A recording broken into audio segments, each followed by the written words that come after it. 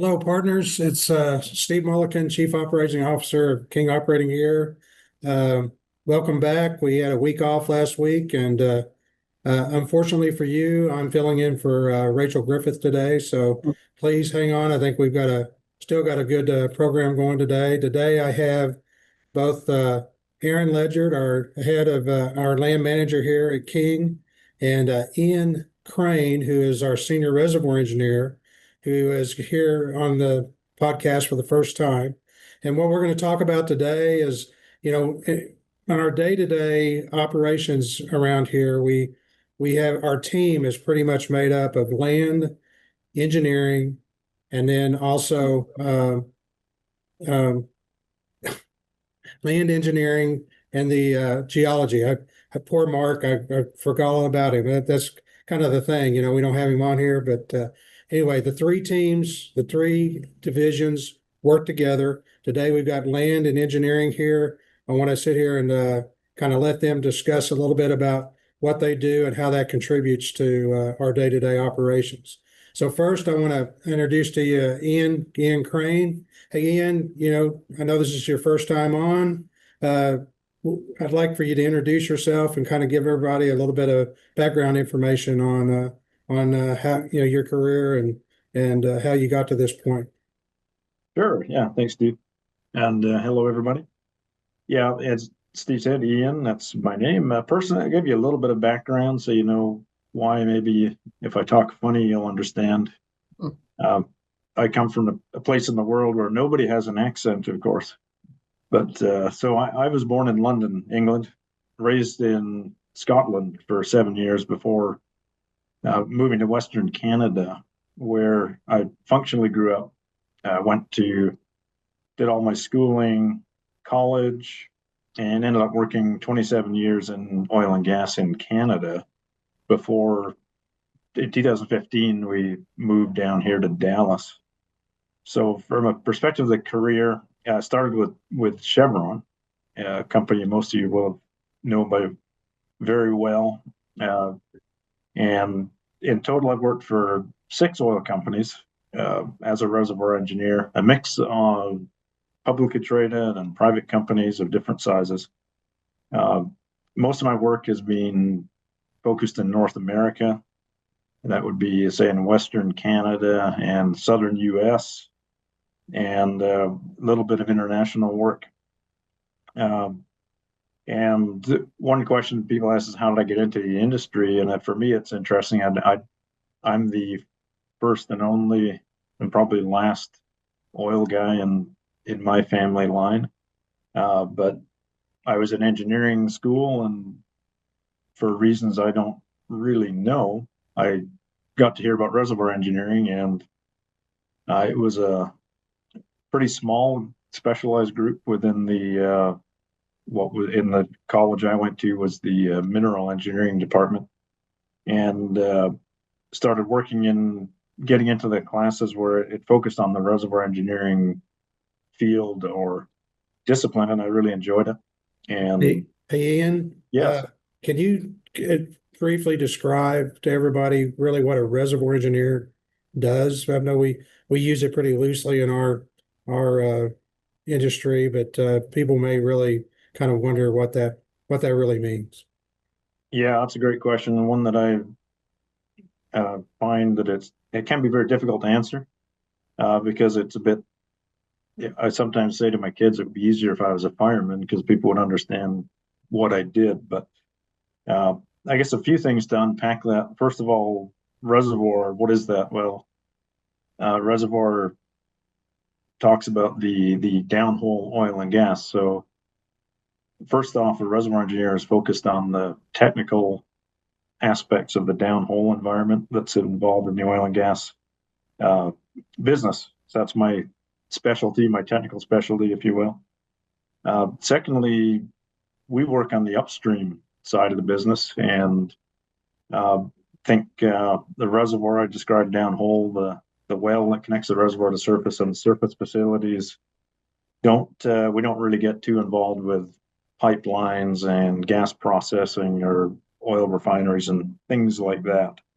Uh, I guess the third part of it I would describe as The oil and gas is a very complex business with many, many functions required to work together to bring it all together.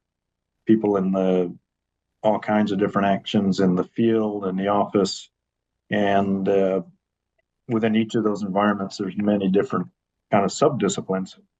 And one of the analogies I've found useful in the past that somebody told me I thought it worked pretty good is if you think of a wagon wheel, and the spokes of the wagon wheel will be the various disciplines that are involved in making oil and gas happen.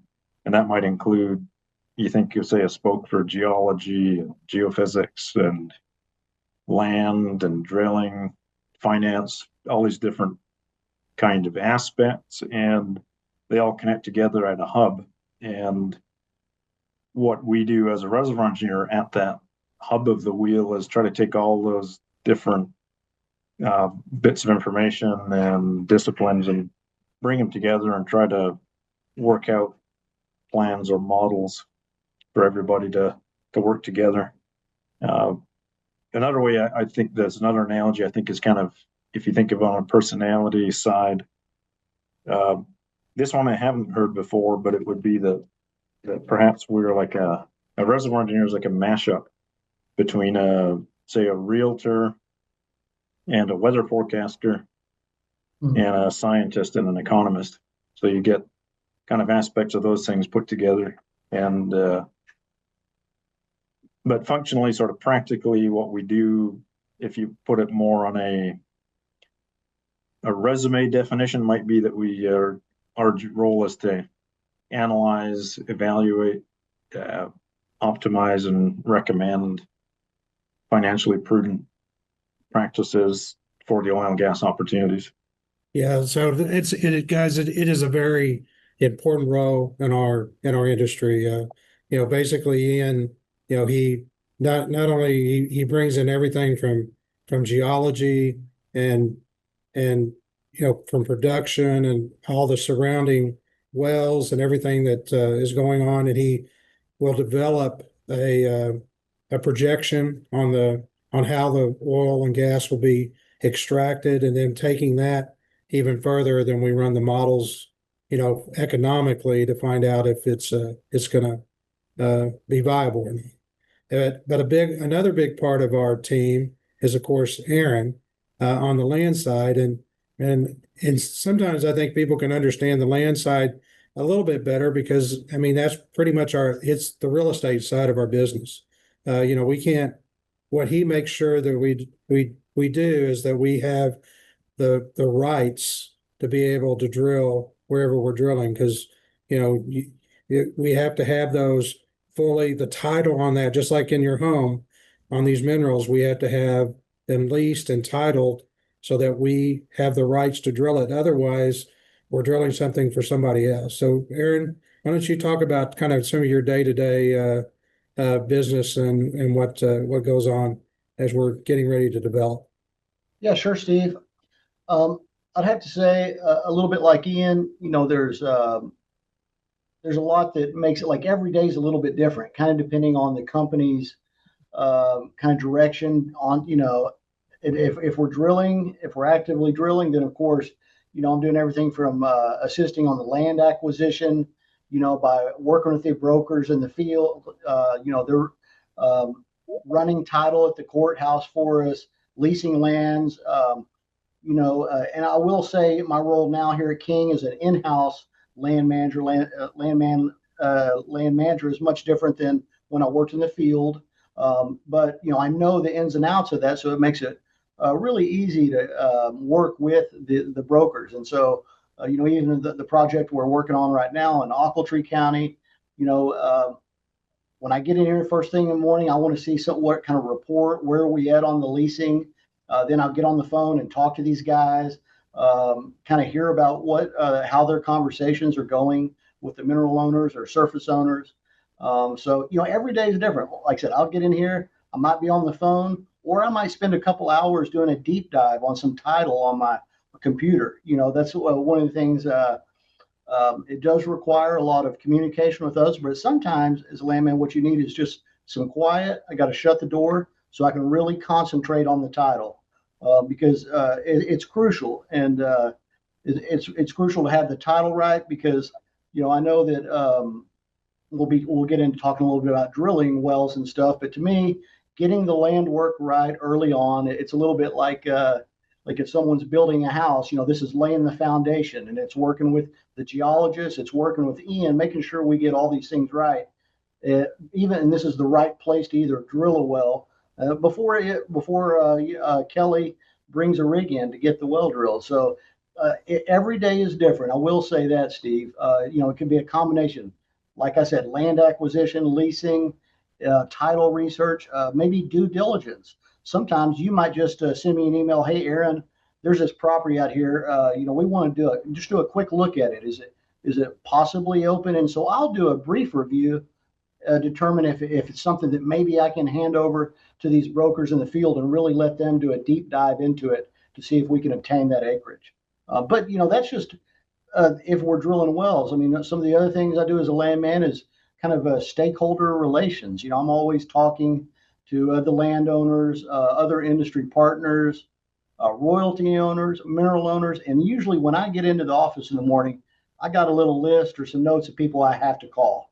It's just kind of the way it is. So a lot of different activities in a day. And what's one of the things I like about doing land work, every day is different. It really is. Well, yeah, and we appreciate that because, guys, land is kind of the face, ends up being kind of the face of the company out in the field. I mean, they're the ones that, like he was mentioning, we have surface owners and we have mineral owners. Lots of times they're not the same. You guys might understand this. Like if you bought your house, most houses that we buy today, you just have the surface. You might actually have minerals that have been owned by somebody, many, many years back. And so this happens even out in areas where we drill, that we go out there and we're having to lease the minerals, which are below the surface. And we have to deal with the mineral owners and work that side of it, which what Aaron does. And then there'll be a surface owner that might have a house and property out there, and then we have to work with them.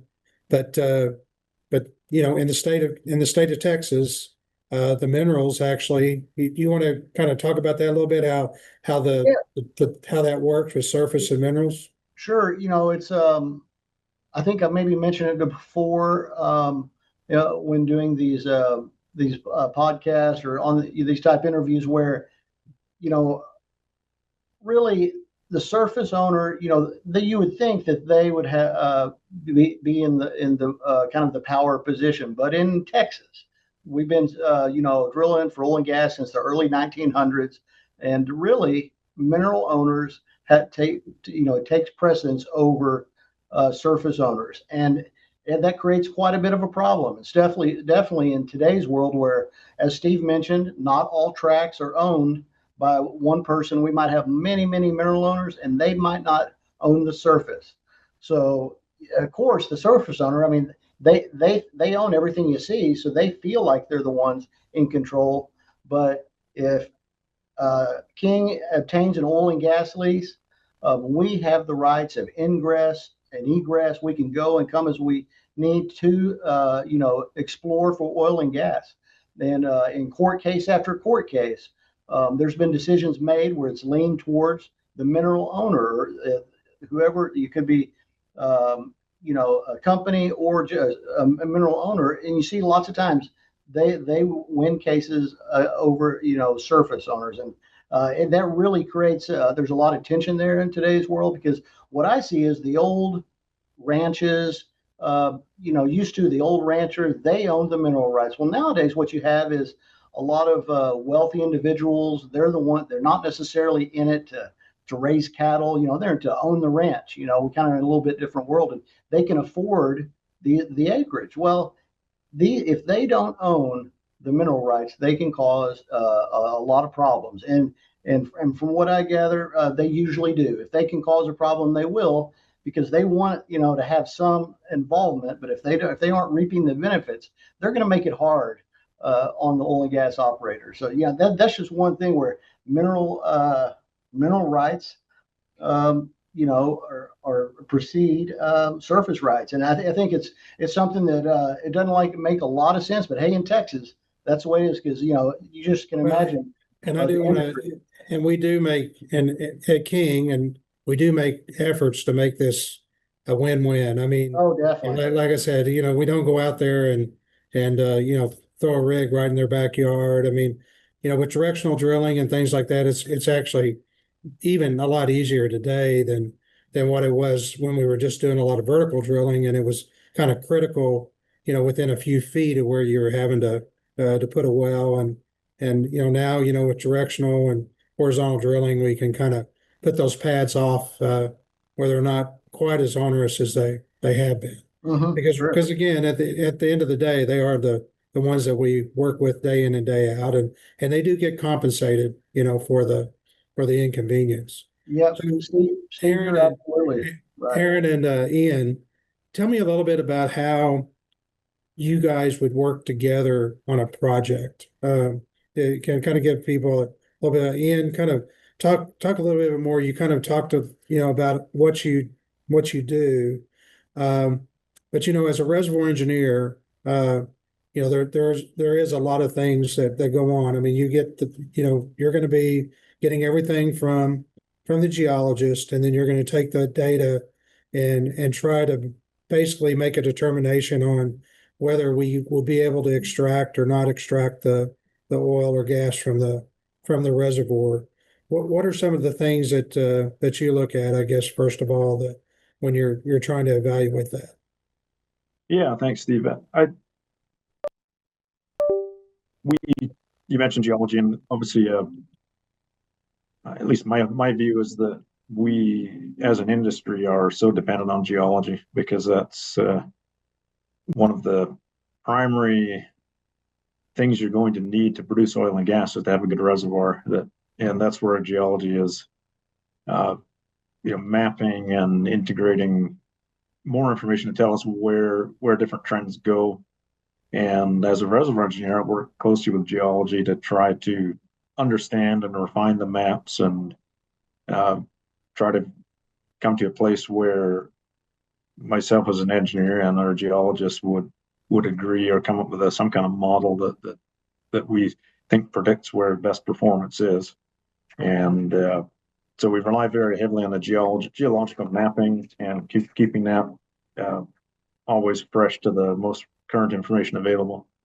And when it comes to the land, I think, Steve, you mentioned sort of a bit of a real estate analogy that much like in real estate and oil and gas, you could say the location is pretty much, again, it's not everything, but it's pretty important. And that's obviously with land, that's Aaron's going to work primarily on a land view or a map view, shall we say, although he is concerned about depth also, but just keeping it simple in terms of a map view. We have an interaction where we keep an open conversation of where does the geology engineering conversation say we should be going, and conversely, if Aaron's speaking into that, saying, well, where does he see opportunities on the land surface? And we sort of work off each other that way, where we may say, hey, what about over here? And Aaron will do some work to tell us whether we can go on a new trend, and vice versa. If Aaron comes up with some land opportunity, we will kind of get in gear to try to answer the question of whether we think it's a good place to go. And I think that's sort of the primary function, I would say.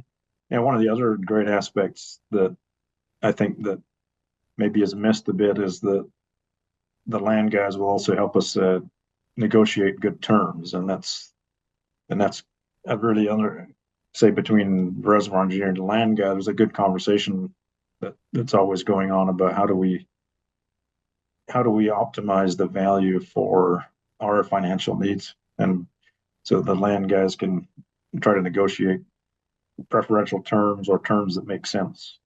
That's a good point. Aaron, can you kind of describe some of when we do negotiate out a lease, some of the things that you're trying to trying to negotiate that will help benefit the economics from which, Ian's trying to accomplish in his evaluation. Sure, Steve. Well, you know, what's really important, and like I said, I work with with the mineral owners. I try to make sure that they're getting a fair deal, but of course, I'm trying to get the best deal I can make for King and make the well, give it the best chance to be a highly economic well. And so, to me, one of the, I'd just say some of the key pieces of, like, when I'm negotiating an oil and gas lease, it's the royalty, because I already have a pretty good idea of what they want, or kind of what are the I'd say the standards, and back in the day, when I say back in the day, we're talking early 1900s, all the way up to like 1970, 1980. It was very common for a royalty owner to get a 1/8 lease. That's 12.5%.